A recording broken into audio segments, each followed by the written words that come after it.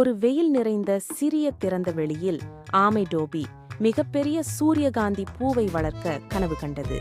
முயல்களும் மான்களும் தங்கள் விதைகளை விரைவாக நட்டுவிட்டு விளையாட ஓடின.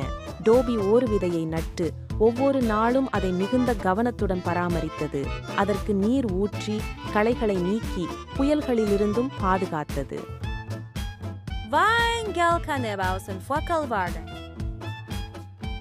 ஆனால் டோபி அவனை விட உயரமாக வளர்ந்து கொண்டே இருந்தது. பொன்னிற பூக்களுடன் புல்வெளியை ஒளிரச் செய்தது. அனைத்து விலங்குகளும் அதன் நிழலையும் அழகையும் அனுபவிக்க கூடின. டோபியின் பொறுமைக்கு நன்றி தெரிவித்தன. டோபி நல்ல காரியங்கள் காலம் எடுக்கும் என்பதை உணர்ந்து புன்னகைத்தான்.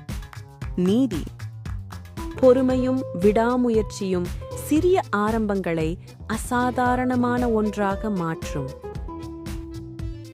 கோபத்தை விட கருணையை, அறியாமையை விட அறிவை தேர்ந்தெடுங்கள்.